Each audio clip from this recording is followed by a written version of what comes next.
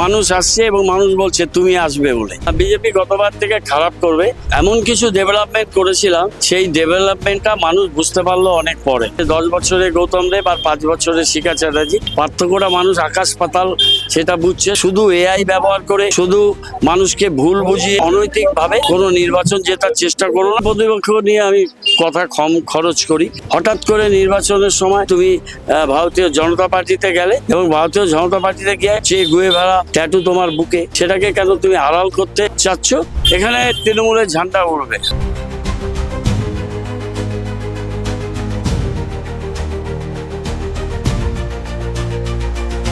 The world special 26 আজ উত্তরবঙ্গের gateway শিলিগুড়িতে এবার ভূমিপুত্রদের হাড্ডাহাড্ডি লড়াই। এখানকার মেয়র কি পারবেন এবার শিলিগুড়ির বিধায়ক হতে? রবিবাসরীয় প্রচারে ব্যস্ত উত্তরবঙ্গের এই শিলিগুড়ির তৃণমূল কংগ্রেস প্রার্থী গৌতম দেব আর তার প্রচারের সঙ্গী দ্য ওয়াল।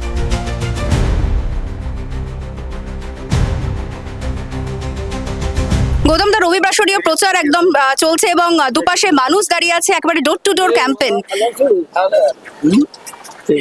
এই যে জনসংযোগের ছবিটা, কতটা ভরসা রাখবেন মানুষ, কি মনে করছে? আমরা ওদেরই লোক, ওনারা আমাদের লোক, দীর্ঘদিনের সব সাথী। যেখানেই যাচ্ছি মানুষ আসছে এবং মানুষ বলছে তুমি আসবে বলে।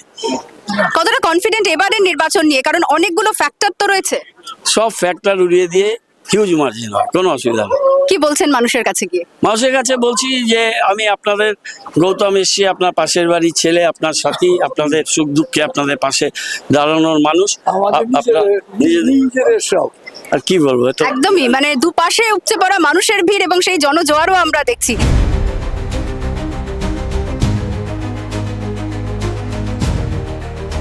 দ্য ওয়াল এই মুহূর্তে শিলিগুড়িতে, আর শিলিগুড়িতে রবিবাসরীয় প্রচার তৃণমূল কংগ্রেসের প্রার্থী গৌতম দেব, তার প্রচারে আজ আমরা সকাল থেকেই ছিলাম। তার ফাঁকেই একটু সময় দিয়েছেন দাদা। দ্য ওয়ালে স্বাগত দাদা। সকাল থেকেই দেখছি প্রচার চলছে এবং মানুষের ভিড়, মানে কি এক্সপেক্ট করছেন? কতটা ভরসা রাখছেন এবারে?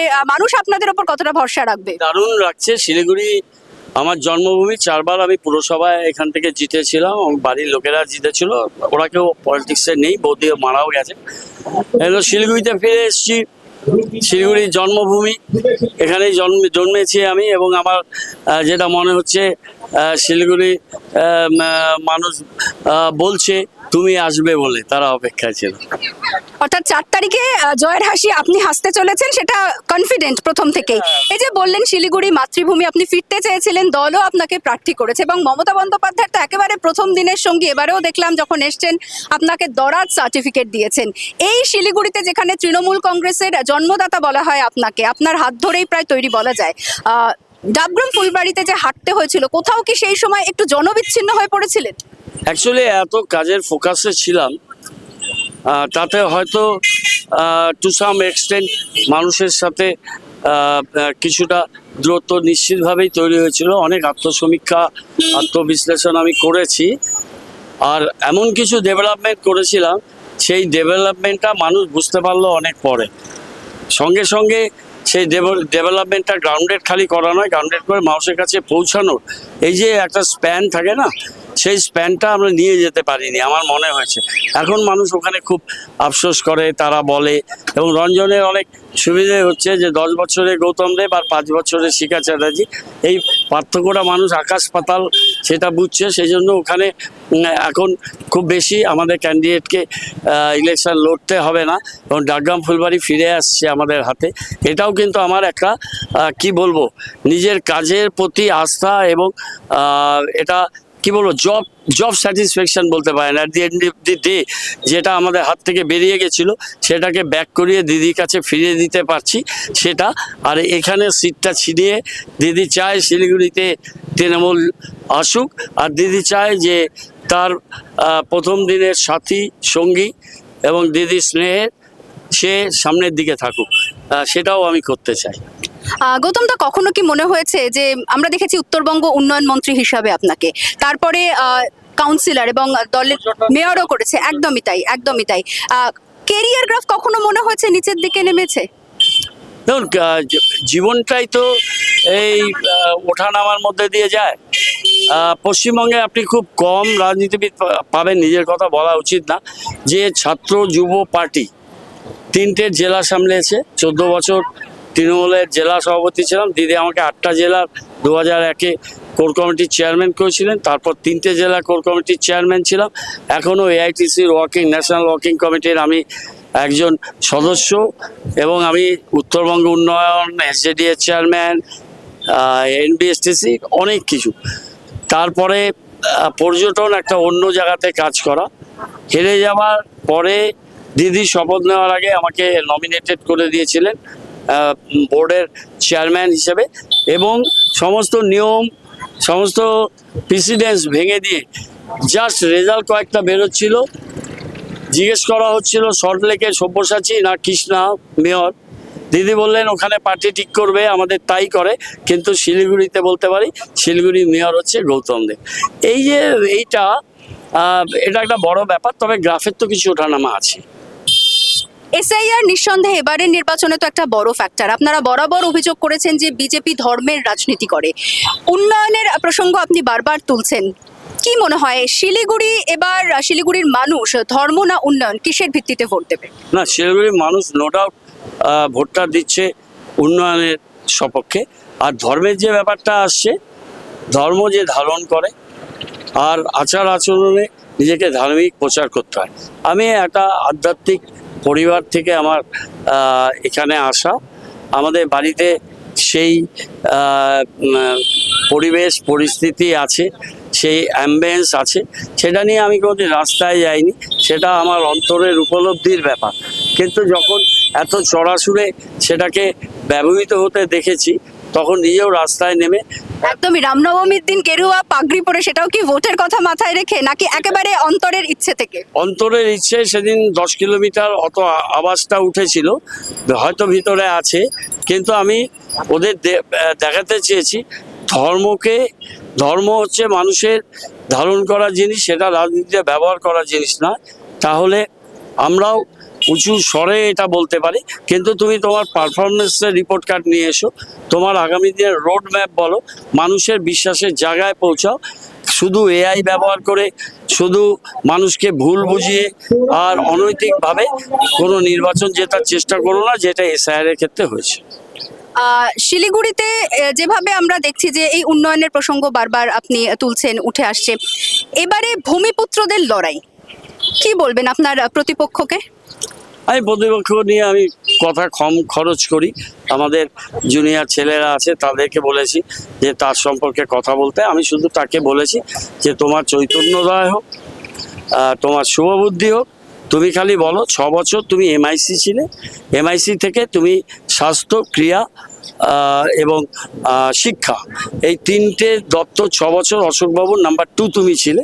হঠাৎ করে নির্বাচনের সময় তোমার কি বোধোদয় হলো যে তুমি ভারতীয় জনতা পার্টিতে গেলে, এবং ভারতীয় জনতা পার্টিতে গিয়ে তোমার আরাধ্য যে চে গুয়েভারা ট্যাটু তোমার বুকে বা হাতে, সেটাকে কেন তুমি আড়াল করতে চাচ্ছ? আর তুমি এমএলএ এবং chief whip of the opposition হওয়ার পর যখন তুমি মেয়র ক্যান্ডিডেট হিসাবে তোমার নিজের নির্বাচন ক্ষেত্র পুরসভার ওয়ার্ডে পৌঁছাচ্ছ, তখন তুমি সেই ওয়ার্ডে থার্ড হচ্ছ, নিজের বুথেও থার্ড হচ্ছ। এর কারণটা কি, সেইটা আমি তার কাছে জানতে চেয়েছি। আমরা শিলিগুড়ির কিছু মানুষের সঙ্গেও কথা বলেছি, তাদের বক্তব্য, একাংশের বক্তব্য অন্তত, ঘরের ছেলে হলেও 5 বছরে কিন্তু যে প্রত্যাশা নিয়ে তাকে আনা হয়েছিল সেই কাজ তারা পাননি। অন্যদিকে আপনি অশোক ভট্টাচার্যের প্রসঙ্গ উল্লেখ করলেন। একসময় তো আপনারও প্রতিদ্বন্দ্বী, এবং এই অশোক ভট্টাচার্যের নাম ঠিক এই নির্বাচনের মুখে যখন আপনি উত্থাপন করছেন, সেটাও কি একটা ভোট রাজনীতির অঙ্গ? আমি এটা মনে করি না। আপনি জিজ্ঞেস করবেন অশোক দাকে, বাজিবেজ দাকে, বা উজ্জ্বল চৌধুরী সিপিআই, বা ওদের নেতা নুরুল ইসলাম, বা বিকাশগ্রস্ত প্রয়াতই হয়েছেন, বা অনিল শাহ প্রয়াত হয়েছেন, বা বিজেপির অনেক লোক। পার্সোনালি আমি একটা রিলেশনশিপ রাখি সবার সাথে। তাদের প্রয়োজনে যখন আমাকে কেউ কিছু বলে, আমি আউট অফ টার্নে সেটা করার চেষ্টা করি। সেটা নিয়ে কোনো রাজনীতি না, সেটা নিয়ে কোনো শব্দ খরচ করা না। ইভেন সংকেরও মানে অনেক সময় হয়তো সে ফোন করেছে বা কিছু করেছে, সেটা একটা আলাদা জাগার ব্যাপার, সেইটা আমি বলতে চাই না। তবে আমি এই কথাটা বারে বারে বলছি, এখনও বলছি, এই স্টেজে এসেও বলছি যে অশোকদা একেবারেই কোনো দিন কিছু কাজ করেননি, সেটা আমি বলতে পারি না।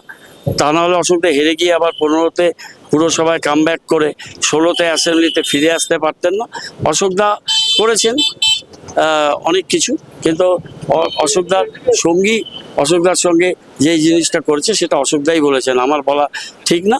তবে আমি বলেছি যে সিনিয়রদের যারা আগে কাজ করেছেন তাদের যদি ব্যক্তিগতভাবে শ্রদ্ধা না জানাই, তাহলে কিন্তু আগামী দিনে পরের প্রজন্ম আমাকেও শ্রদ্ধা করবে। এই যে রাজনৈতিক সৌজন্য শিলিগুড়িতে, সেটা সবসময় দেখেছি। আপনি যেরকম বললেন অশোক ভট্টাচার্যের খোঁজ নেন, তার সঙ্গে দেখা করেন, এবং শুধু তাই নয়, শঙ্কর ঘোষ এবং তার ছেলে, এই হোলির দিনও দেখেছি আপনার পায়ে হাত দিয়ে তার ছেলে নমস্কার করেছে, আপনি জড়িয়ে ধরেছেন তাকে। এই সৌজন্য, রাজনৈতিক সৌজন্য আগামী দিনেও থাকবে শিলিগুড়িতে?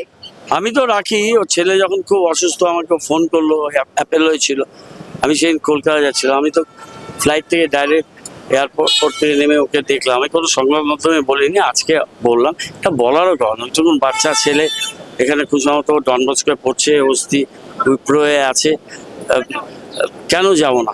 এটা রাজনীতি, ইলেকশন, এগুলো ওই জায়গায় থাকবে, আমি ওই স্ট্যান্ডার্ডে কাজ করি না। গৌতম, তো বিজেপি নিঃসন্দেহে উত্তরবঙ্গের দিকে ভালো নজর রাখছে এবং দাবি তাদের যে এবছর তারা বাংলা দখল করতে চলেছে, এবং প্রধানমন্ত্রীর আশা, তার জনসভা, কোথাও কি টাফ ফাইট? কোনো টাফ ফাইট না। বিজেপি গতবার থেকে খারাপ করবে, উত্তরবঙ্গে তো আরও খারাপ করবে। বিজেপির জন্য একটা বড় হতাশা অপেক্ষা করছে আমার ধারণা। এই লম্বা নির্বাচনী প্রচার থাকছে, আর ফিট রাখতে ঠিক কি থাকছে ডায়েটে? ডায়েট হালকা নিচ্ছি, কোনো সময় ডায়েটের থেকে ম্যাক্সিমাম হচ্ছে আমি একটু ফ্রি হ্যান্ড করি, একটু এক্সারসাইজে করি, একটু কোমরে একটু জাস্ট ম্যাসাজ নিচ্ছি, স্লাইটলি মেডিটেশন করার চেষ্টা করছি, প্রচুর রবীন্দ্রসঙ্গীত শুনছি, বই পড়ার। একদমই। এই যে এটা কি স্ট্রেস ফ্রি রাখতে, মানে এত কাজের চাপে যে রবীন্দ্রসঙ্গীত চর্চা, কোথাও গিয়ে একটা নিজেকে মানে শান্ত রাখা, স্ট্রেস ফ্রি রাখা, সেটা টিপস? অনেকটা আমার যখন আমি গাড়িতে রবীন্দ্রসঙ্গীত শুনি, আমার ভেতরটা একটা রিসার্জেন্স হয়ে যায়, একটা শান্ত, একটা সমাহিত একটা ভাব আসে। চোখ বন্ধ করে হালকা একটা পাওয়ার ন্যাপ যদি নিয়ে নিতে পারি, এখান থেকে আমি যাব হাকিমপাড়ায়, ওখানেও বেল্ট লাগিয়ে ওই গান চলবে। ম্যাক্সিমাম জজদার গান আমার পছন্দ, বা অন্য যে কোনো কারো, বা অন্য ক্লাসিক্যাল গান, বা অন্য আমার হিন্দিতে যেমন আমার ভূপেন্দ্র সিং আমার খুব প্রিয় আর্টিস্ট, ওর গান শুনি, কিন্তু এখন এই সময় শোনার জন্য না। সব শেষ প্রশ্ন দাদা, যে 2011 সালে রাজ্যে পালাবদলের পর একবারই শিলিগুড়িতে তৃণমূল কংগ্রেস জিতেছিল, সেই ছবিটার কতটা বদল হবে, এবং এবারে গোটা বাংলাতে তৃণমূল কংগ্রেসের ফলাফল ঠিক কিরকম আশা করছেন? এখানে তৃণমূলের ঝান্ডা উড়বে, এটা আমি মানুষের পদধ্বনি শুনতে পাচ্ছি, মানুষ অপেক্ষা করছিল। এটা ঠিক নিশ্চয়ই দল সিম্বল আছে, কিন্তু দলের বাইরে গিয়ে আমি কাজ করেছি 4-5 বছর মানুষের মেয়র হিসেবে।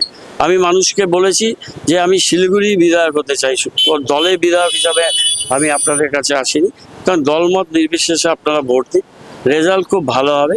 এবং বাংলায় বিজেপির ফলাফল আমি এটাই বলতে পারি, গতবারের থেকে গ্রাফ অনেক নিচে যাবে, এইটুকুন বলতে পারি। তার মানে জনসংগঠন এবং জনভিত্তি, এটাই আপনার নির্বাচনে জয়ের ইউএসপি হতে চলেছে এবারে? আমার জয়ের মেন ইউএসপি হচ্ছে 146 কিলোমিটার হাঁটা, 146 সপ্তাহ টক টু মেয়র করা, 250 কিলোমিটার হেঁটে 25 জন নাগরিকের বাড়িতে, তার মধ্যে ডাকগ্রাম ফুলবাড়িও আছে, থাকা, এবং প্রতিনিয়ত আমি বছরে 2000-এর বেশি প্রোগ্রামে যাই, 10,000 প্রোগ্রাম অ্যাটেন্ড করা, এটা একটা ম্যাটার করে, এবং তার ফল নিশ্চয়ই আমি পাবো, এটা আমার ধারণা। নির্বাচনের সমস্ত খুঁটিনাটি খবরের জন্য অবশ্যই নজর রাখুন theworld.in এ, কারণ খবর এখন এখানেই। ক্যামেরায় অরিত্র কবিরাজের সঙ্গে অর্পিতা, দ্য ওয়াল।